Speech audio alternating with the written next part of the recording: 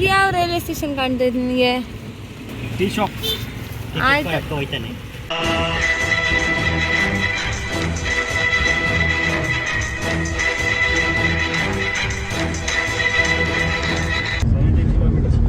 Very next destination? Next destination in Utta Anjaneya Swami Temple. ಉದ್ಭವ ಆಂಜನೇಯ ಸ್ವಾಮಿ. ನಮ್ಮ ಹಿಂದೂ ಧರ್ಮದಲ್ಲಿ ಆಂಜನೇಯ ದೇವರಿಗೆ ವಿಶಿಷ್ಟ ಸ್ಥಾನವಿದೆ.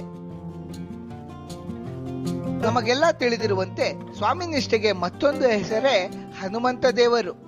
ಈ ದೇವರ ಭಕ್ತರಿಗೇನು ಕಡಿಮೆ ಇಲ್ಲ.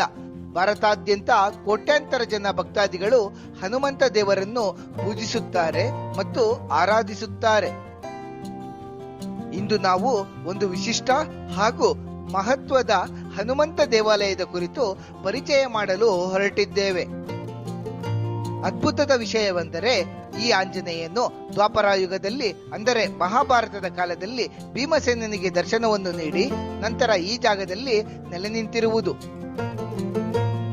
ದಟ್ಟ ಕಾನನದ ನಟ್ಟ ನಡುವೆ ನೆಲೆಸಿರುವ ಈ ಆಂಜನೇಯನು 2013ರವರೆಗೆ ಅಜ್ಞಾತವಾಗಿಯೇ ಉಳಿದಿದ್ದನು. ಕೇವಲ 7 ವರ್ಷಗಳಲ್ಲಿ ಈ ದೇವರ ಪವಾಡಗಳಿಂದಲೇ ಈತನ ಪ್ರಸಿದ್ಧಿಯು ನಾಡಿನ ಉದ್ದಗಲಕ್ಕೂ ಹರಡಿದೆ. ಈ ಕ್ಷೇತ್ರದ ಬಗ್ಗೆ ತಿಳಿದುಕೊಳ್ಳುವುದಕ್ಕೂ ಮುನ್ನ ಚಾನೆಲ್ ಅನ್ನು ನೀವಿನ್ನೂ ಸಬ್ಸ್ಕ್ರೈಬ್ ಮಾಡಿಕೊಂಡಿರದಿದ್ದರೆ ಸಬ್ಸ್ಕ್ರೈಬ್ ಮಾಡಿಕೊಂಡು ಬೆಲ್ ಬಟನ್ ಒತ್ತಬೇಕಾಗಿ ಸವಿನಯಪೂರ್ವಕ ವಿನಂತಿ. ನಾವು ಇಂದು ಪರಿಚಯಿಸಲು ಹೊರಟಿರುವ ಪ್ರಸ್ತುತ ಕ್ಷೇತ್ರವೇ ಉದ್ದಾಮ ಆಂಜನೇಯ ಸ್ವಾಮಿ ದೇವಸ್ಥಾನ. ಈ ದೇವಸ್ಥಾನವಿರುವುದು ನಮ್ಮ ಶಿವಮೊಗ್ಗ ಜಿಲ್ಲೆಯ ಭದ್ರಾವತಿ ತಾಲೂಕಿನ ಗಂಗೂರು ಎಂಬ ಹಳ್ಳಿಯಲ್ಲಿ. ಈ ದೇವಸ್ಥಾನದ ವಿಶೇಷತೆ ಎಂದರೆ ಈ ದೇವಾಲಯದಲ್ಲಿ ಯಾವುದೇ ಪ್ರತಿಮೆ ಇಲ್ಲ. ಬದಲಾಗಿ 8 ಅಡಿ ಉದ್ದದ ಬಂಡೆಕಲ್ಲು ಇಲ್ಲಿದೆ. ಈ ಬಂಡೆಕಲ್ಲಿನ ಮೇಲೆಯೇ ಆಂಜನೇಯ ದೇವರ ಆಕಾರವು ಮೂಡಿ ಬಂದಿದೆ. ಶ್ರೀ ಆಂಜನೇಯ ಸ್ವಾಮಿಯು ವ್ಯಾಕರಣ ಪಂಡಿತರಾದ ಕಾರಣ ಅವರಿಗೆ ಉದ್ದಾಮ ಎಂದಲೂ ಕರೆಯಲಾಗುತ್ತದೆ. ಆದ್ದರಿಂದಲೇ ಈ ಆಂಜನೇಯ ಸ್ವಾಮಿಗೆ ಉದ್ದಾಮ ಆಂಜನೇಯ ಎಂದು ಕರೆಯಲಾಗುತ್ತದೆ. ಈ ಆಂಜನೇಯ ಸ್ವಾಮಿಯು ಮೂಡಿ ಬಂದಿರುವ ಕಲ್ಲು ಬಂಡೆಯು ಭೂಮಿಯ ಒಳಗಡೆಯಿಂದ ಬೆಳೆದು ಬಂದಿರುವುದು ವಿಶೇಷ ಮತ್ತು ಈ ಆಂಜನೇಯನು ದಿನೇ ದಿನೇ ಬೆಳೆಯುತ್ತಿದ್ದಾನೆ ಎಂದು ಸಹ ನಂಬಲಾಗುತ್ತದೆ. ಈ ಆಂಜನೇಯ ಸ್ವಾಮಿಯು ಇಲ್ಲಿಯ ಸ್ಥಳೀಯರಿಗೆ ಸಿಕ್ಕಿದ್ದು 1982ನೇ ಇಸವಿಯಲ್ಲಿ. ಆಗ ಆಂಜನೇಯ ಸ್ವಾಮಿಯ ಎತ್ತರ 6.5 ಅಡಿ ಇದ್ದಿದ್ದಂತೆ. ಆದರೆ ಇಂದು ಈ ಆಂಜನೇಯ ಸ್ವಾಮಿಯು 8 ಅಡಿ ಎತ್ತರವಿದ್ದಾನೆ. ಅಂದರೆ ಪ್ರತಿ ವರ್ಷವೂ ಈ ಆಂಜನೇಯ ಸ್ವಾಮಿ ಸುಮಾರು 1.5 ಸೆಂಟಿಮೀಟರ್ ಉದ್ದ ಬೆಳೆಯುತ್ತಿದ್ದಾರೆ.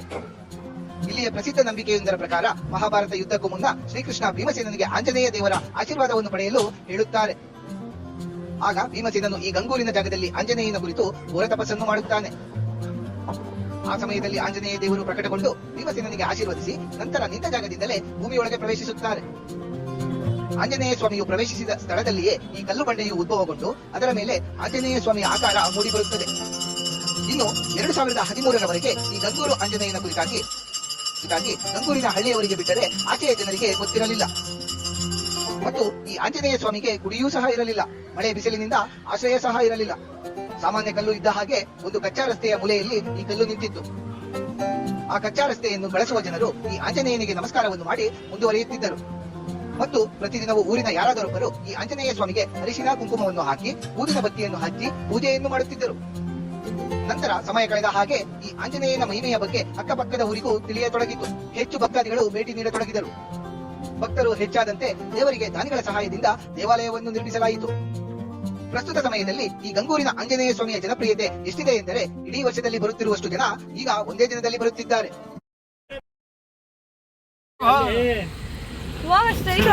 ಯಾರು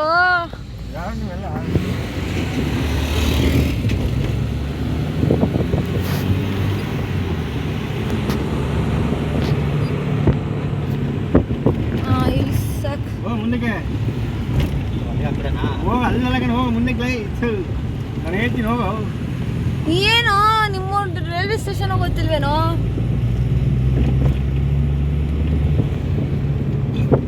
ಆಗಿಲ್ಲ ನಿಮಗೆ ಹೋಗಿ. ಇಲ್ಲಿ ಯಾವ ರೈಲ್ವೆ ಸ್ಟೇಷನ್ ಕಾಣ್ತಾ ಇದೆ ನಿಮಗೆ? ಹೋಯ್ತಾನೆ ಟೀ ಶಾಪ್. ಆಯ್ತು ಹೋಯ್ತಾನೆ ಅಣ್ಣ. Bye. Have a safe journey. Thank you.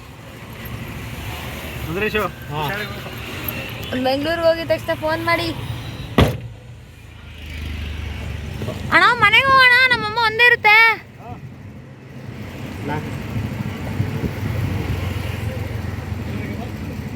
ಇದೇ ಬಾಯ್ ಮಾಡು.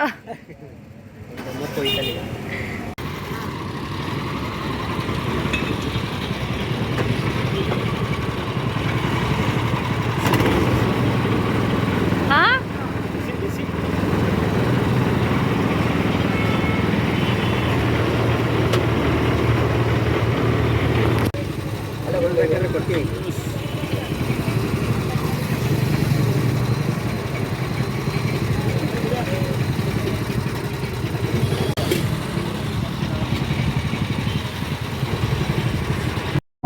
ಸ್ಟಾರ್ಟ್. ಏರ್ಪೋರ್ಟಿಗೆ ಬಂದ್ಬಿಟ್ಟು ನಮ್ಮ ಮನೇಲಿ ಕನ್ನಡನೂ ಚೇಂಜ್ ಆಗೋಯ್ತು.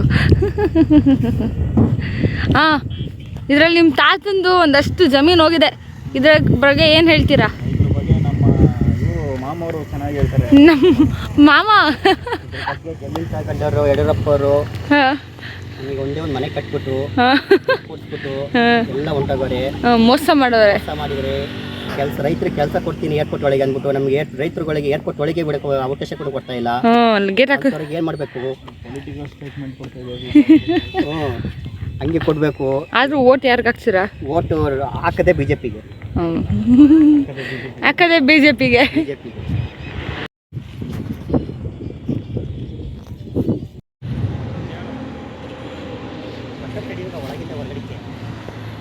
ಗೈಸ್, ಇದು ಶಿವಮೊಗ್ಗದ ಏರ್ಪೋರ್ಟು. ನಾವು ಏರ್ಪೋರ್ಟ್ ಹತ್ರ ಬಂದಿದ್ದೀವಿ. ಸೊ ಅಲ್ಲಿ ಆಫೀಸ್ ಇದೆ, ರನ್ವೇ ಈ ಕಡೆ ಎಲ್ಲೋ ಇದೆ ಗೈಸ್.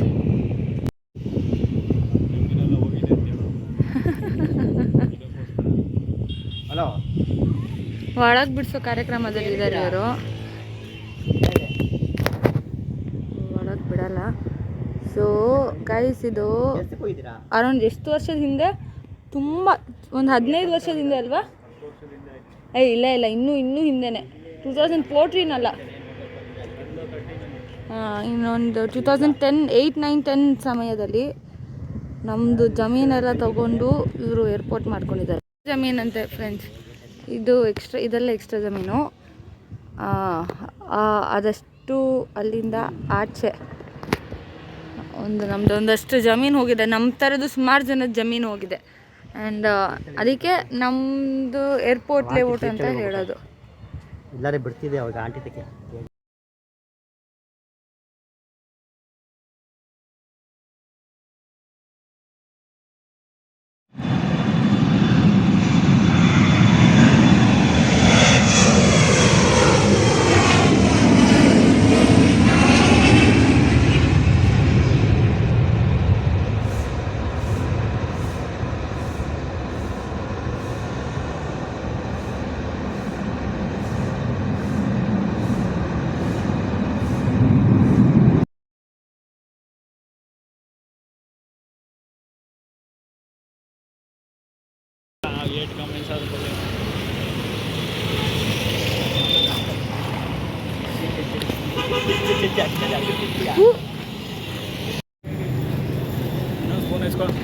ಏಕೆ ಫ್ರೆಂಡ್ಸ್, ನನ್ನ ಬಿಟ್ಟು ತಿಂತವ್ರೆ ಫ್ರೆಂಡ್ಸ್.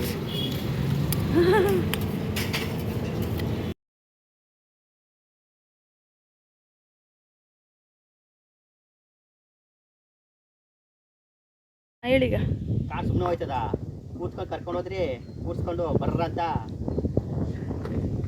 ಏನು ನೋವಾಗ್ದಂಗೆ ನಿದ್ದೆ ಮಾಡಿದೆ. ನಿದ್ದೆ ನಾನು ಯಾವಾಗ ಮಾಡಿದೆ? ಮಾಡಲಿಲ್ಲ ಅವಳು, ಬರ್ಬೇಕ ಮಾಡ್ಲು. ಮಲಿಕೊಬಿಟ್ಟಿದ್ನೇನೋ ನಾನು. ಮತ್ತು ಆ ಪಾರ್ಟಿ ನಿಮ್ಮೂರಲ್ಲಿ ಬಿಸಿಲಿದ್ದು.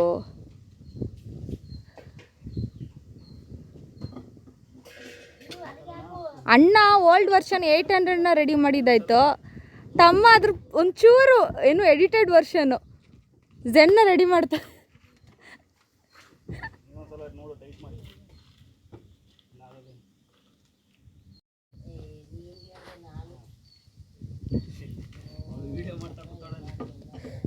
ಕಂಟೆಂಟ್ ಬೇಕಲ್ಲ, ಕಂಟೆಂಟೇ ಇಲ್ಲ.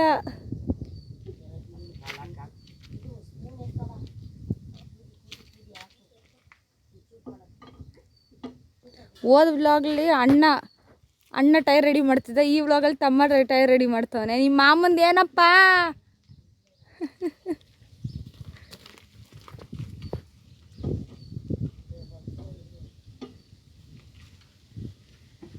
ಇದೇ ಆಗೋಯ್ತು ಅಣ್ಣ ತಮ್ಮ.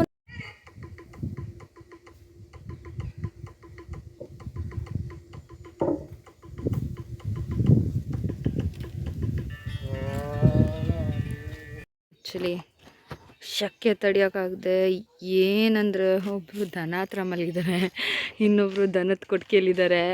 ನಾನು ಇಲ್ಲಿ ಕಾಲ ವನವಾಸ ಮಾಡ್ತಾಯಿದ್ದೀನಿ. ಯಪ್ಪ ಏನಂತೀರ, ಒಳಗಿರೋಕ್ಕಾಗ್ತಿಲ್ಲ. ಗ್ಯಾಪಲ್ಲಿ ಕರೆಂಟ್ ಬೇರೆ ತೆಗಿತಾ ಇದ್ದಾರೆ ಇವರು. ಹಿಂಸೆ ಆಗ್ತಾಯಿದೆ ಫ್ರೆಂಡ್ಸ್. ನಾನು ಎಣ್ಣೆ ಕುಡಿಯಲ್ಲ, ಹಾಂ ಎಣ್ಣೆ ಕುಡಿಯಲ್ಲ, ಬಿಟ್ಬಿಟ್ಟೆ. ಅಲ್ಲೇ 3 ತಿಂಗಳಾಯ್ತು ಎಣ್ಣೆ ಕುಡಿದು. ಏನೋ ತಂದ್ಕೊಡ್ತಾವನೆ, ನನಗೆ ತಂದ್ಕೊಟ್ಟೇನೋ. ಏಯ್ ನನ್ನ ಗಾಡಿಗೆ ಇಲ್ವಲ್ಲ, ನನ್ನ ಗಾಡಿಗೆ ಇಲ್ವಾ? ಐತಲ್ಲೋ, ನನ್ನ ಗಾಡಿಗೆ ಇಲ್ಲ ಕಣ, ನನ್ನ ಗಾಡಿಗೆ ಇಲ್ಲ. ಅದು ನನ್ನ ರಥ ಐತೆ ಪ್ಲಾಟಿನ, ಅದರಲ್ಲೇ ಕರ್ಕೊಂಡು ಹೋಗ್ತೀನಿ. ಪ್ಲಾಟಿನಾ ಎಲ್ಲವೋ ಪ್ಲಾಟಿನಾ, ಅದನ್ನು ಉಣೆ ಗಾಡಿ ತಗೊಂಡು ಹೋಗ್ತೀನಿ. ನಂದುವೆ ಅದು ಬಿಡಲ್ಲ. ಅಲ್ಲಿ ಯಾಕೆ ಕೊಡ್ತೀಯ? ಮೊಬೈಲ್ ಫೋಟೋ ವರ್ಕ್ ಮಾಡಿಕೋ. ಗಾಡಿ ಬಿದ್ದಿರ್ತದೆ ಎಲ್ಲಿ ಹೋಯ್ತದೆ. ಅಯ್ಯ ಅದು ಆರ್ಸಿ ಕಣ ಅಲ್ಲಿ. ಹೇಳು ಅದೇ ಏನಂತಿದೆ ಹೇಳು ನೋಡೋಣ. ರಾವಣ ಹೇಳವ.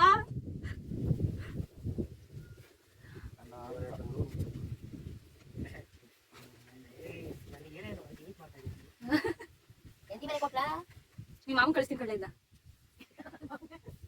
ಐಸನ ಕಳಿಸ್ಲೇಬಾರ್ದು. ಮಾಮ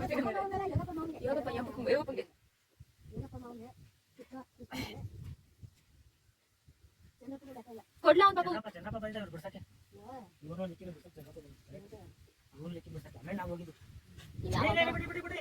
ಅಲ್ಲ ಯಾವ ಅವತಾರ ಮಾಡ್ಕೊ ಬಂದಿದ್ದೀನಿ ನೋಡಿ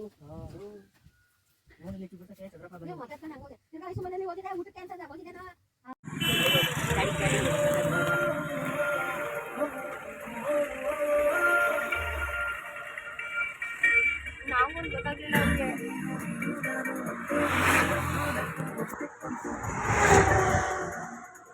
ಮನೆ ಬಿಟ್ಟು ಬಂದವನೆ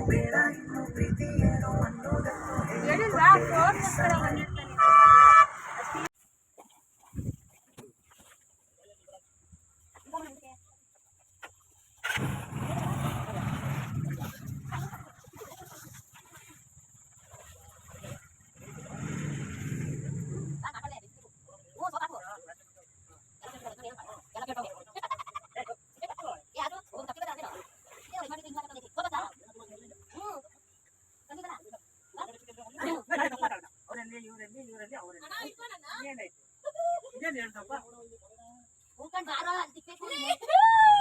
ಹಿಂಗಾದ್ರೆ ಸರಿ ಹುಡುಗೆ.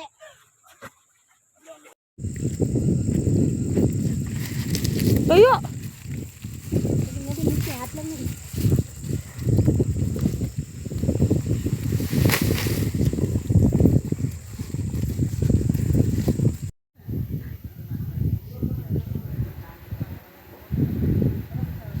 ಹೇಳೋ ಅಣ್ಣ, ನನ್ನ ಕೈಲಿ ಆಯ್ತಾ ಇಲ್ಲ, ನಾ ಸತ್ತೋಯ್ತಾ ಇದ್ದೀನಿ ಕಣ್ಣ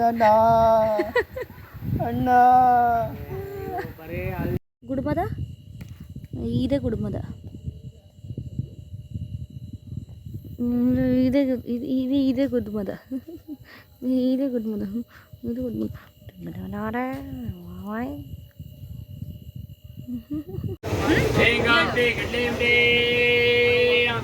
ಏನಂತ ಹೇಳೋದು, ನಮ್ಮ ತಂದೆಯವ್ರನ್ನ ನೋಡ್ಕೊಂಡು ಬಂದ್ವಿ ಎಲ್ಲ. ನಾವು ಶುಕ್ರವಾರ ಹೋಗಿದ್ವಿ, ಏರ್ಪೋರ್ಟ್ ನೋಡ್ಕೊಂಡು ಎಲ್ಲ ನೋಡ್ಕೊಂಡು ಬಂದ್ವಿ. ಸ್ವಲ್ಪ ಚೆನ್ನಾಗಿತ್ತು ಎಲ್ಲ ವಾತಾವರಣ ಎಲ್ಲ. ತಂದೆ ತುಂಬ ದಿವಸ ಇತ್ತು, ನಮ್ಮ ತಂದೆಗೆ ಸ್ವಲ್ಪ ಏನಿಲ್ಲ, ಚೆನ್ನಾಗಿ ಆರೋಗ್ಯವಾಗಿ ಊಟ ಮಾಡ್ಕೊಂಡು ಚೆನ್ನಾಗಿದ್ವಿ ಅಂತ ಹೇಳ್ಬಿಟ್ಟು ನಾವು ರಿಟರ್ನ್ ವಾಪಸ್ ಬೆಂಗಳೂರಿಗೆ ಹೋಗ್ತಾಯಿದ್ವಿ.